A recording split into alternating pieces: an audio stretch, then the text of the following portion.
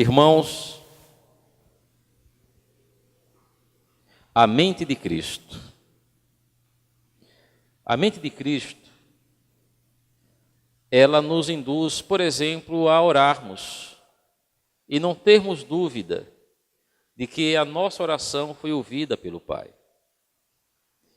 Mente de Cristo é pensar e, através do pensar, agir conforme o nosso Deus. Assim, nós possamos agradá-lo, né? Nós possamos agradá-lo. E nós iremos falar hoje sobre a mente de Cristo, a mente que eu preciso ter e que você também precisa ter. E nós iremos iremos estudar a mente de Cristo através do livro de Filipenses, no capítulo 1. Filipenses capítulo 1. Eu pedi exatamente, Alex, que nós iremos estudar todos os versículos de Filipenses capítulo 1. Mas antes, nós precisamos saber do que nós iremos realmente falar. De quem foram os filipenses, como eles foram alcançados por Cristo e como era aquela igreja. O autor do livro de Filipenses foi o apóstolo Paulo, foi seu autor, com a ajuda provavelmente de Timóteo. Paulo com a ajuda de Timóteo. Foi escrito aproximadamente nos anos 60 a 63 depois de Cristo. É bom lembrar que Filipos, através de Filipos, o evangelho chegou até nós aqui no Brasil. Mas como, pastor? Paulo chegou em Filipos no ano 60, essa carta foi escrita no ano 63.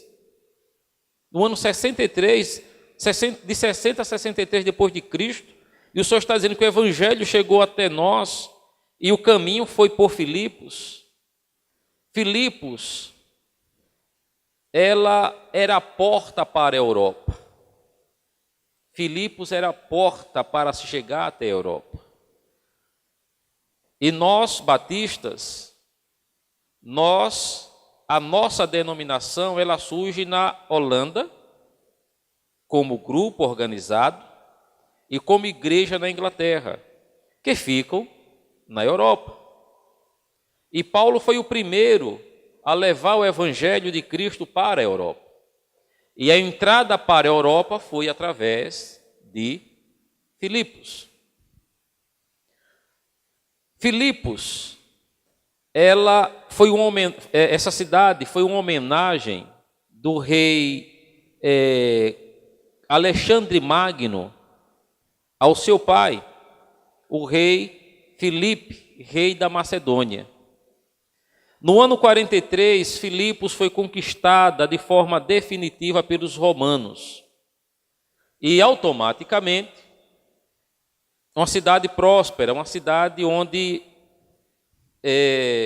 era uma cidade portuária, era uma cidade que era o ponto de ligação entre entre a Ásia e a Europa. E ali Paulo era um homem estrategista, mas a ida dele até Filipos não foi proposital. Paulo não tinha o propósito de chegar até Filipos. Paulo foi até Filipos por uma revelação diretamente de Deus. Bem, esta epístola, ela foi escrita em Roma, por Paulo já preso. Paulo estava preso e escreveu essa epístola para os filipenses. Pois Paulo visitou Filipos em sua segunda viagem missionária. Encontramos isso no livro de Atos, capítulo 16, versículo 12, onde tem a narração de que Paulo foi a Filipos na sua segunda viagem missionária. E lá ele encontra Lídia, e lá também houve uma situação muito interessante, que foi o encontro, que foi a conversão do carcereiro e sua família que se converteram a Cristo, com aquele abalo, aquele tremor que não derrubou nenhuma outra casa na cidade, a não ser só as celas onde estavam pessoas presas. É um livro muito interessante onde Paulo dirige uma palavra à igreja, principalmente aos líderes que ali estavam. É interessante que nós possamos refletir o seguinte: a importância de Filipos, porque Filipos, por exemplo, os filipenses, era a igreja que Paulo tinha um chamego maior. Quem tem filhos aqui sabe que você ama os seus filhos de forma igual. Não há um filho que você ame mais ou um filho que você ame menos. Mas existe aquele filho que você tem um chamego a mais. E Paulo tinha um chamego a mais com os filipenses. Por quê? Porque a igreja de Filipos era uma igreja que amava, era uma igreja que cuidava, era uma igreja que zelava. E é bom lembrar que os filipenses não eram, o povo que lá serviam a Deus não era um povo rico, era um povo simples, mas no entanto era um povo fiel. No Novo Testamento, dos 27 livros que compõem o Novo Testamento, 13 foram escritos por Paulo. E das epístolas escritas por Paulo, uma toda especial foi dirigida a Filipos. E uma carta missionária, na verdade, onde Paulo expressava a gratidão. E sabe por que Paulo expressava a gratidão ao povo de Filipos, aos filipenses? Porque se você olhar, em Corinto, Paulo precisava trabalhar para se manter? Precisava. Paulo estava lá fazendo tendas. Em outras cidades, Paulo também precisou trabalhar. Paulo precisou trabalhar. E cidades ricas, povo rico. Mas em Filipos foi diferente. Mesmo o povo sendo simples, mesmo o povo sendo humilde, mas aquele povo tinha a mente de Cristo. Aquele povo pensava como Cristo. Aquele povo agia como Cristo gostaria que ele estivesse agindo. E quando Paulo foi a Filipos, eles não permitiram que Paulo fosse fazer tendas, não. Aqui o Senhor irá nos ensinar como termos a mente de Cristo.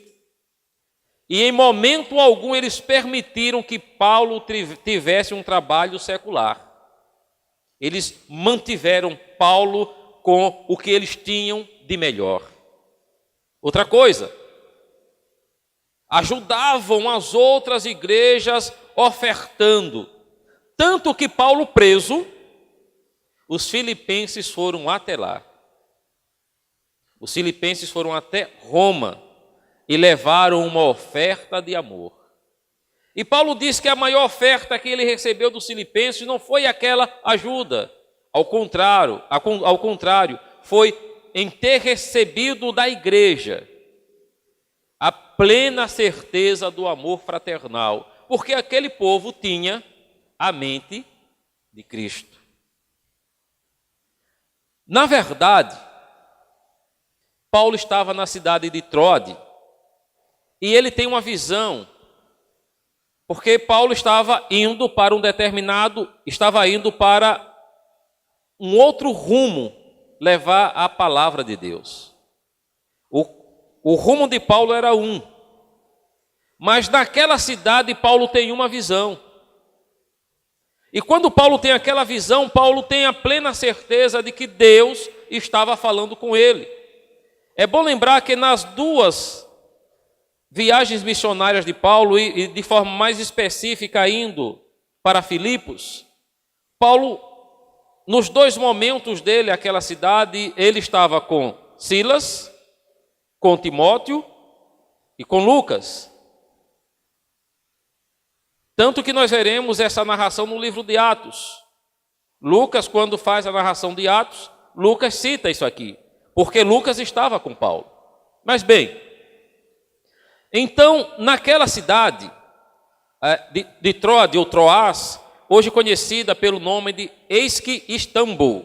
É uma cidade portuária localizada na região oeste da Turquia. E se nós olharmos hoje, nós veremos que a Turquia é o que une a Europa à Ásia, ou ao Oriente também. Então, Filipos era uma cidade estratégica. Mas vejam só, Paulo está naquele lugar, naquela cidade, e tem uma visão onde alguém diz, olhe, passa para a Macedônia. E Paulo acorda e diz, mas Deus, eu estou indo para ali. Mas o Senhor está mandando que eu vá para lá. Mas Paulo também tinha a mente de Cristo. Como eu e você, nós temos a mente de Cristo, devemos ter a mente de Cristo. E se nós temos a mente de Cristo, devemos pensar como Cristo, dar ouvidos a Cristo. Muitas das vezes Deus está falando para você, olhe filho, vá por ali. E nós entendemos que o melhor é irmos por lá. Se Paulo não fosse para Filipos, Paulo iria continuar com a sua viagem missionária. Deus deixaria de abençoar Paulo na viagem que ele decidisse por conta própria, o rumo que ele decidisse tomar. Deus não deixaria de estar com Paulo, Deus não deixaria de abençoar Paulo. Mas Paulo alcançaria o êxito como ele alcançou indo em obediência a Deus a Filipos. Paulo iria fazer a vontade do Senhor, pessoas seriam alcançadas, mas talvez em vez de Paulo ter morrido lá em Roma, talvez Paulo morresse nessa viagem aí, por desobediência ao Senhor, por fazer a vontade dele, por colocar na vida dele o que ele entendia que para ele era o melhor. Mas Paulo deu ouvidos à voz do Senhor e mudou de rumo. E outra coisa, quem estava do lado dele também testificou, não, Paulo, nós precisamos ir para onde o Senhor está nos mandando. E ele passou para a Macedônia. Uma orientação divina mudou o rumo da vida de Paulo. E Paulo conseguiu chegar na igreja que ele se apaixonou. O povo que Paulo se apaixonou, o povo de Filipos. Um povo amoroso, um povo obediente, um povo zeloso, um povo que se preocupava em buscar a Deus, um povo que preocupou-se em ser generoso, um povo que procurou aplicar na sua vida a mente de Cristo. Um pouco mais sobre Filipos, a igreja dos Filipenses. A carta aos Filipenses é totalmente diferente das cartas escritas por Paulo para as outras igrejas. É uma carta de amor, é uma carta de agradecimento. Aquele povo, como nós já falamos, supriu todas as necessidades de Paulo. É como nós hoje. As pessoas que estão do nosso lado, as pessoas que cuidam de nós, o Rony, a Rosângela, a Gisele orando, em algum momento das orações deles, eles falaram, Senhor, cuida do nosso pastor. Senhor, cuida da família. Senhor, orienta, Senhor, direciona, Senhor, não deixa que os sonhos dele não se cumpram, na vida dele e na nossa também. Lá em Filipos, os irmãos faziam a mesma coisa. Oravam. Além de orar, também supriam as necessidades do pastor de Paulo, como vocês têm feito aqui, têm suprido as necessidades do pastor espiritualmente e materialmente também. E quando Paulo estava preso, que os filipenses foram visitá-los, e Paulo diz, olha, a melhor oferta não foi a material, mas em vocês estarem aqui. Para mim, família, a maior oferta não é o que vocês materialmente têm proporcionado a nós, mas é o amor, é o carinho, é o afeto, é o cuidado. Nós estamos, irmãos, parecidos, muito parecidos com a igreja de Filipenses. Vocês que aqui estão demonstrando um exemplo real do que era aquela igreja. Uma igreja que tinha cuidado em buscar a Deus em oração. Uma igreja que tinha o cuidado de vir em uma quarta-feira chuvosa, aprender de Deus, cultuar a Deus e glorificar a Deus.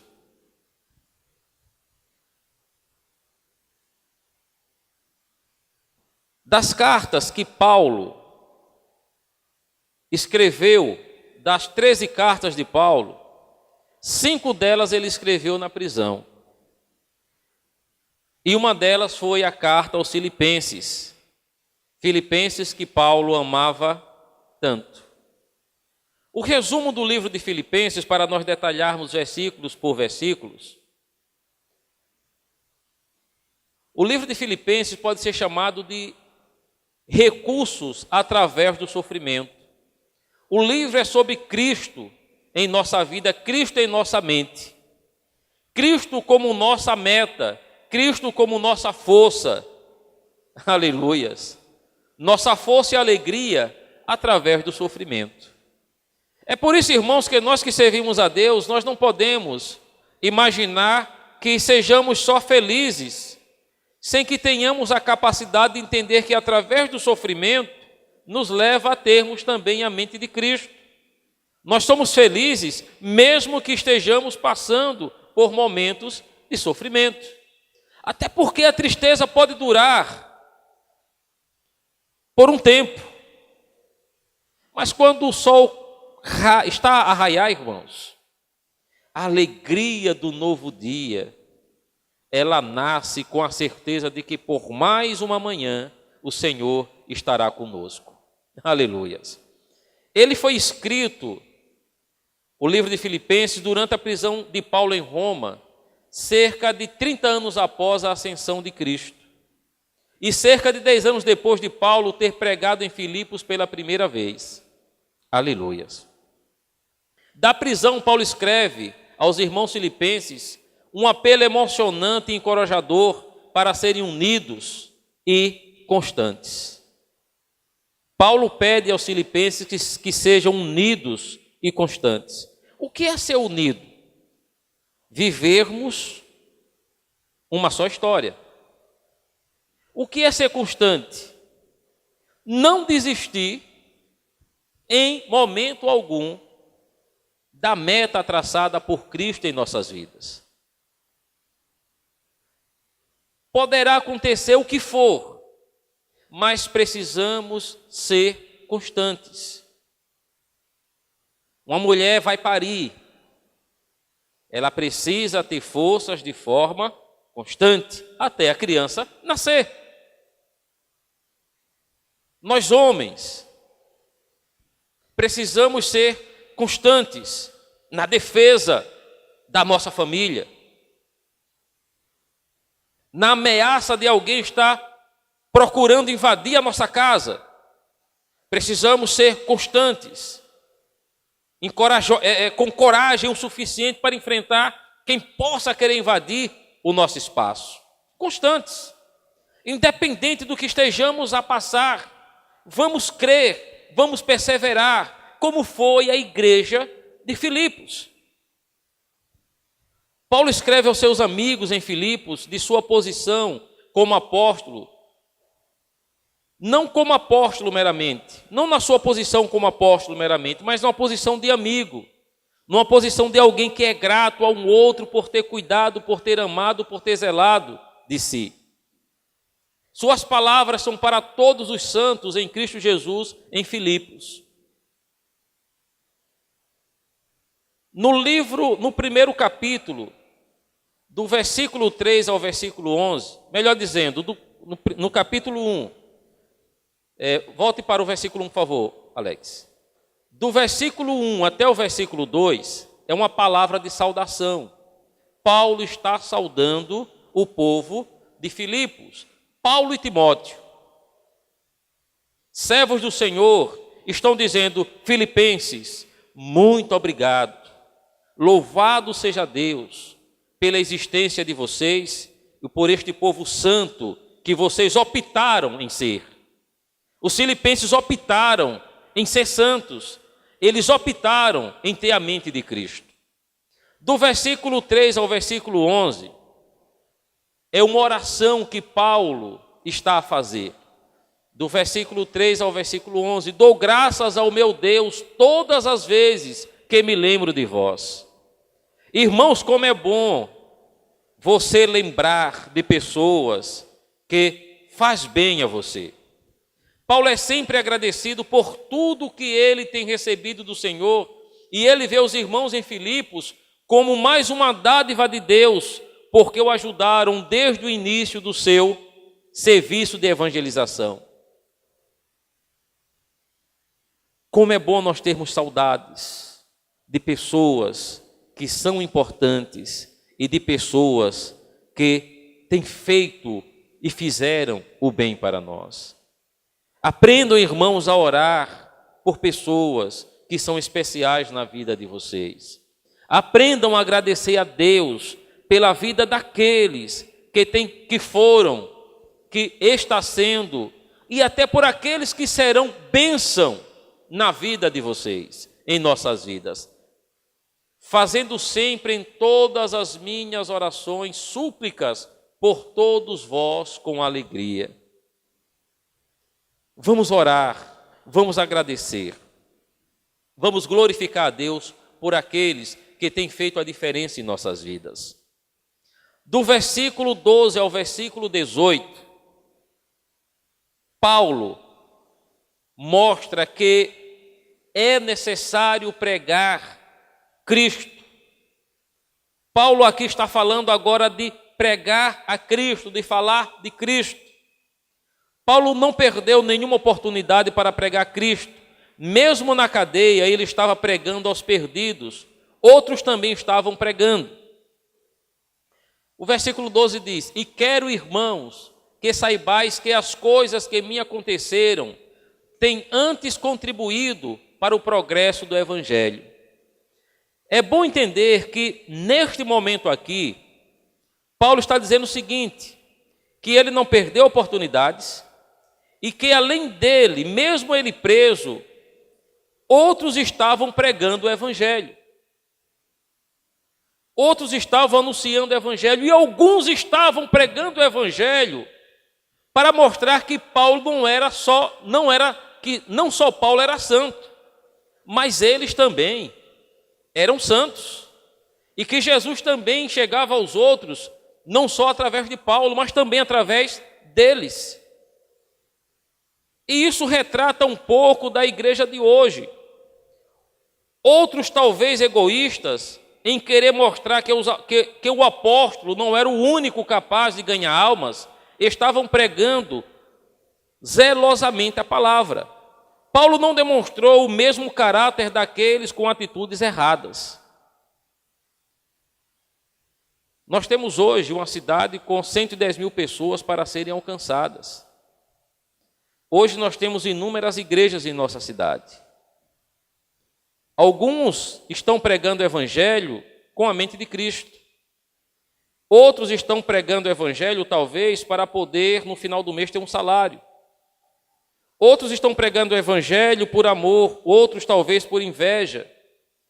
Outros estão preocupados em ganhar almas, outros talvez estejam preocupados em pescar em aquário. Outros talvez, que a sua maioria está preocupado com a salvação, outros talvez estejam preocupados com a sua boa posição. Mas Paulo aqui já via tudo isso lá em Filipos. Mas Paulo não se preocupou. Paulo dizia: Senhor, graças te dou, porque estão anunciando o Evangelho. Que o Evangelho seja anunciado.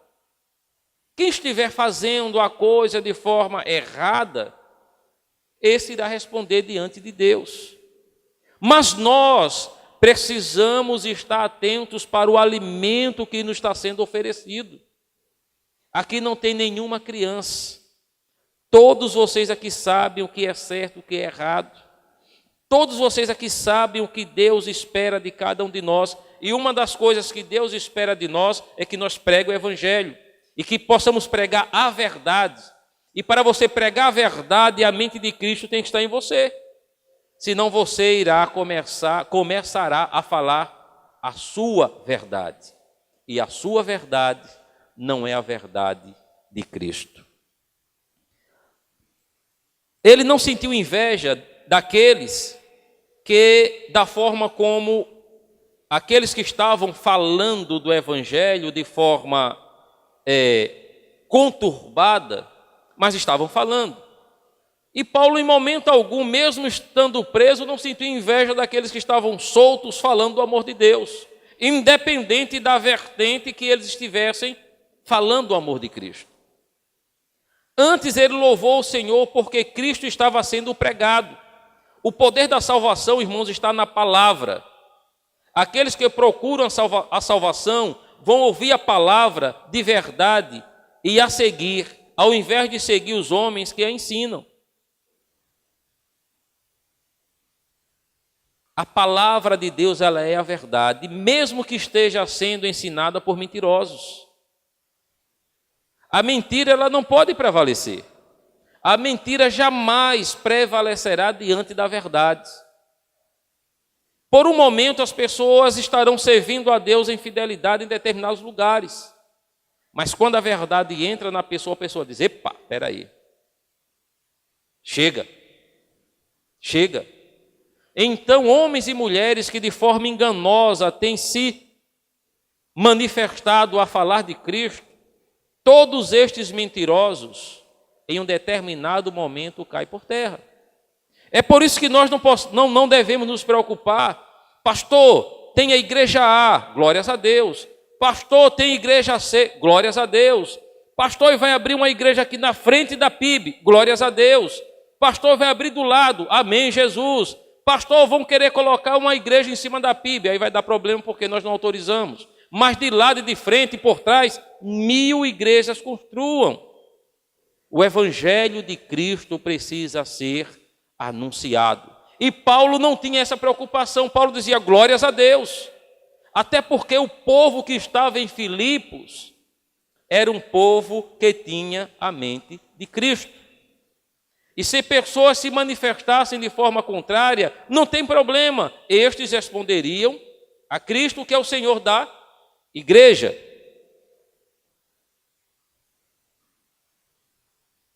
No capítulo 1, do versículo 19 a 26. 19, porque sei que isto me resultará em salvação, pela vossa súplica e pelo socorro do Espírito de Jesus Cristo. Paulo, irmãos, conhece apenas 2 opções. E nós também, irmãos, precisamos conhecer só 2 opções na vida. Se você colocar uma terceira opção, você está correndo riscos seríssimos de não entrar na Canaã de Deus. E quais as opções que nós temos? A primeira é o seguinte: quais eram as opções de Paulo? Viver com Cristo.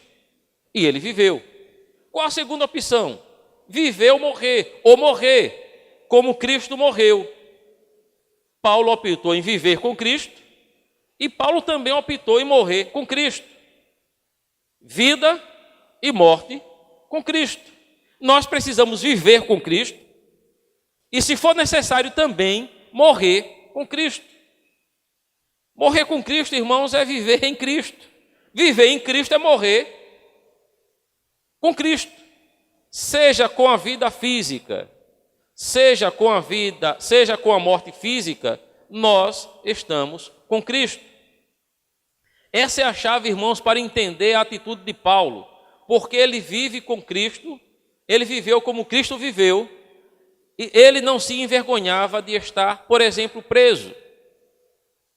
Paulo não se envergonhava de estar preso. A primeira prisão, irmãos, de Paulo, ela foi difícil. Paulo sofreu muito na primeira prisão. Agora a segunda foi muito pior. Na primeira ele sofreu algumas, além da humilhação, ele, é claro, estava algemado, mas na segunda ele sofreu torturas em demasia, mesmo já estando velho, e depois foi decapitado. Mas nas duas prisões Paulo não tinha vergonha. Paulo dizia: eu sou um prisioneiro de Cristo. Paulo não se via como um prisioneiro de homens. Paulo se via como um prisioneiro de Cristo, ao ponto de dizer que ele era escravo em Cristo. E por que Paulo era escravo em Cristo? Como eu e você devemos ser. O escravo da orelha furada. Nós optamos em ser escravos de Cristo. Aí você diz: mas eu sou livre. Sim, Jesus disse que nós somos livres. Nós somos libertos. Mas eu optei em ser escravo de Cristo. Eu sou escravo por amor. Eu quero ser escravo de Jesus. Aí você diz: não, mas nós não somos livres. Você é livre. Muito bem. Mas você irmão que é casado, você irmã que é casada, você pode ter um outro homem ou uma outra mulher na sua vida? Além do homem e da mulher que você tem? Não. Mas você não tem a liberdade de poder pular cerca? Tem. E você não traz seu marido ou sua mulher? Por quê? Porque você é escravo de Cristo. Você é escravo desta palavra. Esta palavra diz que você não pode fazer isso. O jovem pode se prostituir. E por que o jovem que serve a Cristo não se prostitui? Porque ele sabe que isso desagrada ao seu Senhor. E só tem Senhor quem é escravo. E nós somos escravos de Cristo. E por aí se vai muitos outros exemplos. Nós somos semelhantes ao escravo da orelha furada. Mesmo tendo direito à liberdade, ele escolheu, ele optou em ser escravo de alguém que o ama, de alguém que zela, de alguém que cuida, de alguém que se dedica, de alguém que, se for possível, até a sua própria vida, ele daria por aquele escravo, que foi o caso de Jesus. Então, irmãos, uma vez que ele vive como Cristo, como Paulo viveu como Cristo, sabe que a morte será para ganhar a recompensa eterna com o Pai. Portanto, o desejo sincero de Paulo é que Cristo seja magnificado no seu corpo e que sua vida encoraje os irmãos em Filipos. O versículo 26, por favor, Alex. Nós estamos aqui exatamente vivendo em Cristo. Vivendo em Cristo. Do versículo 19 ao 26. O 26 diz assim, olha: para que o motivo de vós gloriardes cresça por mim em Cristo Jesus, pela minha presença de novo convosco. Essa presença dele de novo com aquele povo era o seu testemunho de vida para a edificação ainda mais daquele povo de Filipos. Aquele povo que tinha a mente de Cristo, que tinha prazer em servir a Cristo, que tinha um coração generoso, que era uma igreja de oração, que era uma igreja missionária. Filipos era uma igreja missionária, irmãos. Porque eu bato na tecla para nós estarmos investindo, olhando para os irmãos do Nordeste, olhando para os irmãos do Amazonas, olhando para os irmãos do Brasil, e nós investirmos o 100% da igreja em missões. Filipos se preocupava em investir em missões. Era uma igreja pobre, era uma igreja simples. Mas quando o povo, os judeus estavam precisando de ajuda, olha Filipos presente. Quando Paulo precisava ser visitado, olha Filipos presente. Quando Paulo precisava trabalhar para manter-se, Filipos dizia: não, aqui o Senhor não trabalha.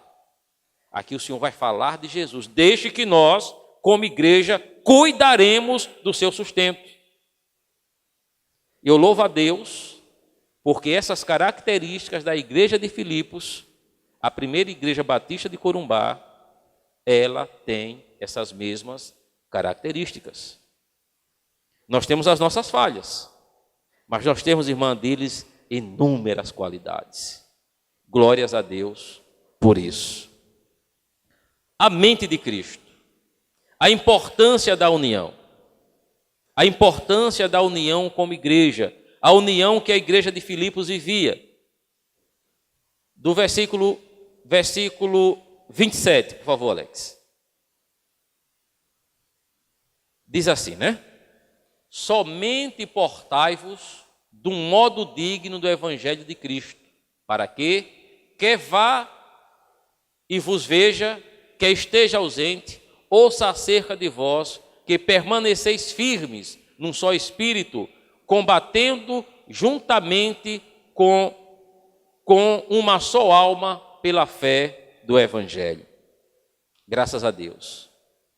Filipos, irmãos, era uma colônia do Império Romano. E por ser uma colônia do Império Romano, Filipos cumpria com a sua parte, pagava os seus impostos, e por pagar os seus impostos, tinha as benesses dos cuidados do governo romano. Era uma cidade segura, era um povo que vivia em paz, porque tinha alguém que cuidava deles. Era um povo próspero, porque tinha alguém que dava essa garantia. Então o povo de Filipos, mesmo não sendo romanos de origem, mas passou a ter o direito de tornarem-se cidadãos romanos. O mesmo direito que tinha um romano lá da Roma, os filipenses tinham os mesmos direitos, como também tinham as mesmas obrigações. Porém, Paulo aqui está dizendo o seguinte: olhe, cumpra com seus deveres como cidadão romano, pague os seus impostos, usufrua dos direitos que os romanos têm, usufrua da sua cidadania romana. Porém, não esqueça que a sua cidadania real é a cidadania dos céus. E é isto, irmãos, que eu quero encerrar a reflexão desta noite, dizendo o seguinte: o Império Romano era forte, mas no fim caiu. O Império Romano foi a maior potência da época, mas caiu.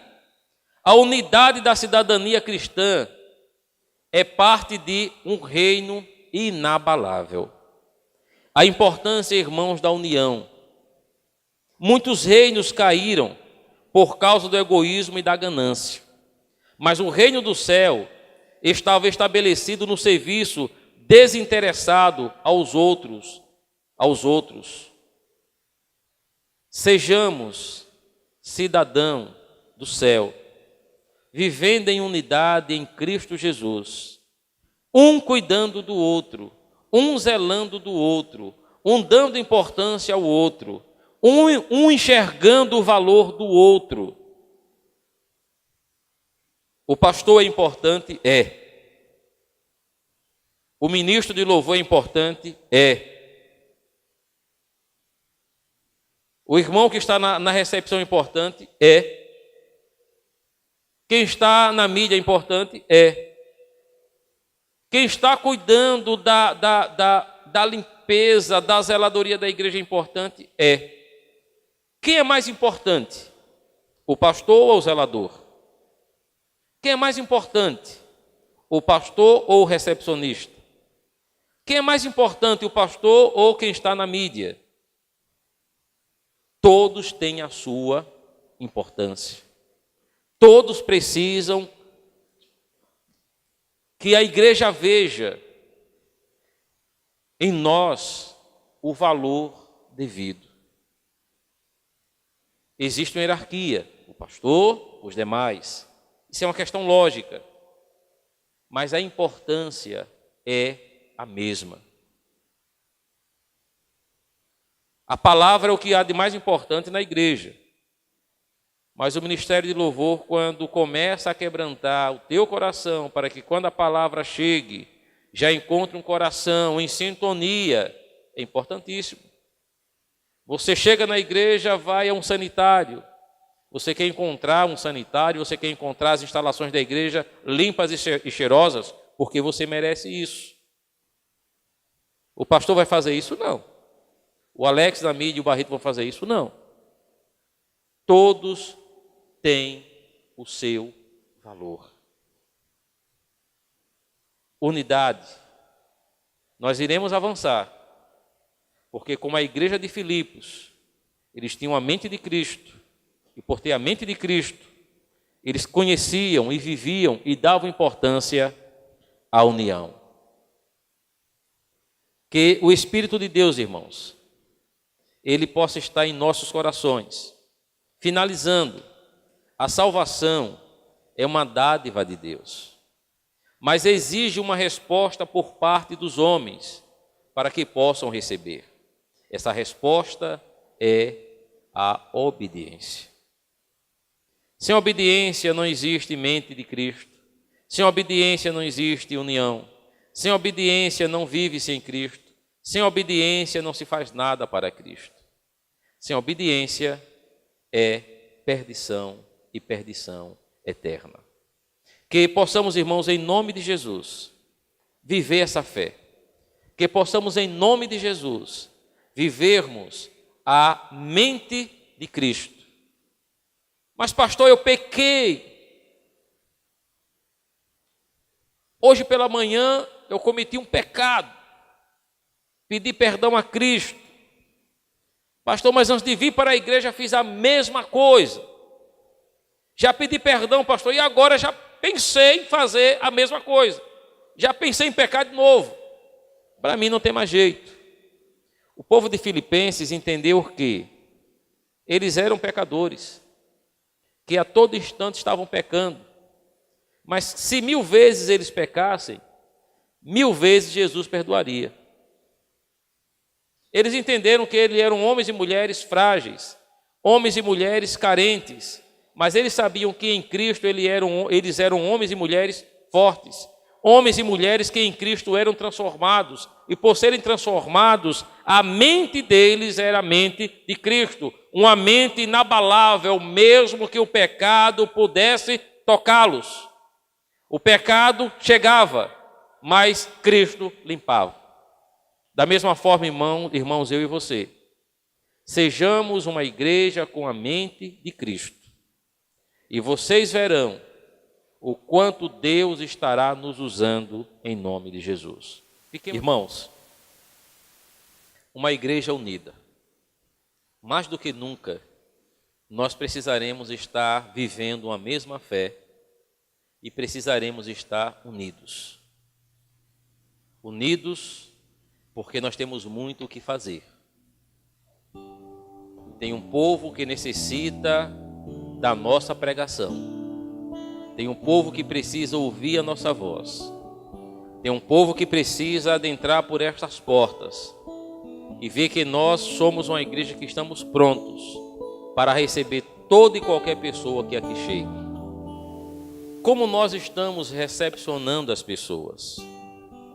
Às vezes, eu ouço alguém falar: eu fui à primeira igreja e fui muito bem recebido. Como é bom, irmãos, ouvir isso. Glórias a Deus por isso. Mas às vezes também eu ouço pessoas falarem: eu fui até a igreja e passei despercebido. Nós ouvimos e nos preocupamos, mas por outro lado, existem duas situações aí que quem é bem recebido ou quem passa despercebido precisa entender. Muitas das vezes nós esquecemos que estamos vindo à igreja para ser recepcionado por Cristo.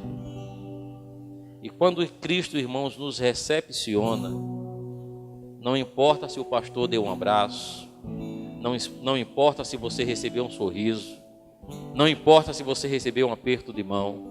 O que importa é que a palavra que aqui foi ministrada, Deus falou ao teu coração e foi o suficiente para te dar paz e alegria. Que possamos vir à casa do Senhor e quem chegue nós possamos recepcionar.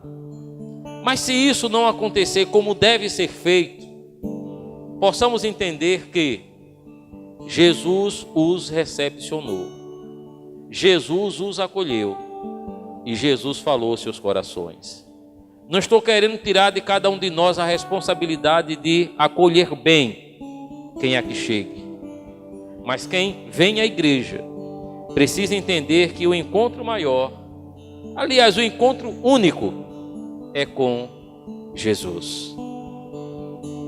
Amado, o Rodrigo estará orando nesse momento e eu estarei ministrando a bênção apostólica. Vamos orar, queridos. Senhor, obrigado, Pai, porque a sua palavra nos ensina muito. Nos ensina, Senhor, a ser como aquela igreja, Pai, de Filipos, Senhor. Irmãos, ó Deus, que não tinham nada preso ao mundo, mas eram presos e escravos do Senhor. Ó Deus, que sejamos como essa igreja, Pai. Que nossos corações sejam transformados pela Tua graça, pelo Teu amor, ó Deus. Que seja transbordante em nossos corações esse amor, essa graça, ao ponto de sermos como essa igreja, ao ponto de sermos como esses homens antigos, e nem tão antigos como vimos agora no louvor, homens que, e a igreja, e homens e mulheres que não mediram esforço, Senhor, de dizer não ao mundo, não ao sistema do mundo, mas sim ao Senhor. Pessoas, ó Deus, que fizeram a diferença, e que os frutos dessa diferença, os frutos desse amor, os frutos dessa entrega são, ó Deus, nós colhemos esses frutos, nós comemos desses frutos até hoje. Até hoje nós comemos esse fruto, que é a Tua palavra, Senhor. Em nome de Jesus, muito obrigado pela Tua palavra, que nos ensina, que nos exorta e que nos faz, ó Deus, caminhar na Tua verdade, naquilo que é verdade, que é o Senhor Jesus. Abençoamos, Senhor, o congresso de semana que vem. Abençoe a vinda, Deus, desses pastores, desses homens de Deus que estarão aqui, ó Deus, nos ensinando e trazendo uma porção nova, Deus, da Tua palavra. Ó Deus, que o Senhor venha encher esse lugar, Senhor, de pessoas, ó Deus, que venham aprender e ouvir da Tua mensagem. E abençoe, ó Deus, o culto agora dia 14 também, ó Deus, toda a programação da nossa igreja, Pai, porque estamos aqui não para fazermos a vontade de homens, mas para fazer a Tua vontade, e entender, ó Deus, qual é o Teu propósito para essa igreja. E, ó Deus, nos faz fortes, levanta a Tua igreja, em nome de Jesus, amém. Que a graça de Deus Pai, que a comunhão que há no Espírito Santo de Deus para com a Tua igreja, comunhão esta que não é dada a nós só por hoje, mas para todo sempre em Cristo Jesus. Jesus, que é o Senhor desta igreja, Senhor, que é o Senhor deste povo, que nos conduz em paz para os nossos lares, que nos dê uma boa noite de descanso, que nos dê um dia por vir na Tua santa e gloriosa presença. Abençoa este povo, meu Deus, em nome de Jesus. Amém. Deus abençoe.